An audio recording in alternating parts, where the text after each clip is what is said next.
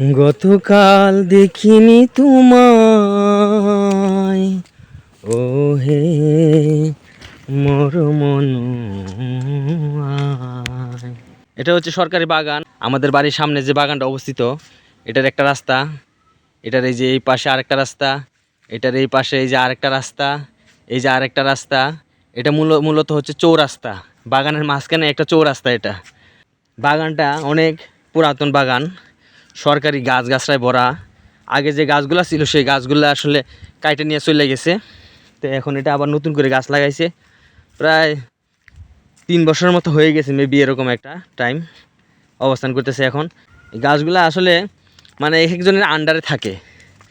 যেমন এই প্রতিবেশী যারা আছে বাগানের আশপাশে বাড়ি, এই বাড়ি কেন্দ্রে যার বাড়ির সামনে যতটুকু জায়গা আছে, বা 5 বিঘা 4 বিঘা 10 কাঠা এরকম করে করে দেয়।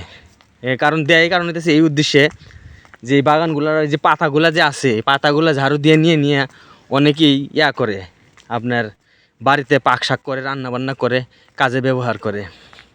এই যে অনেকেই আছে দেখেন, এই যে কোদাল দিয়া এই যে দাগ দিয়ে রাখছে যে এটা আমার, এটা আরেকজনের, এরকমভাবে দাগ দিয়ে দিয়া পাতাগুলো আসলে মানে ঝাড়ু দিয়ে নিয়ে যায়, নিয়ন্ত্রণ করে।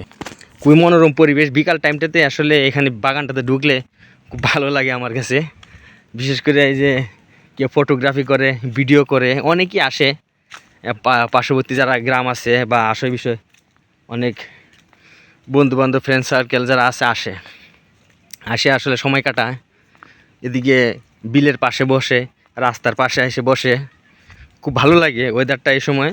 বিকাল টাইমটা খাটানোর জন্য, ঘুরে বেড়ানোর জন্য আসলে একটা খুব ভালো জায়গা। কেউ আসে গরু ছাগল চড়াইতে, যে ছাগলগুলো চড়াই দিলে ভিতরে খাইতে পারে। অনেকেরই ভেড়া চড়ায় বাগানে, আড্ডা মারতে আসে, কেউ আবার তাস খেলতে আসে। মানে একটা পার্কের মতো সময় কাটায় আর কি, সময় কাটানো যায় এই বাগানটাতে। খুব ভালো লাগে আমার কাছে, ব্যক্তিগতভাবে ভালো লাগে।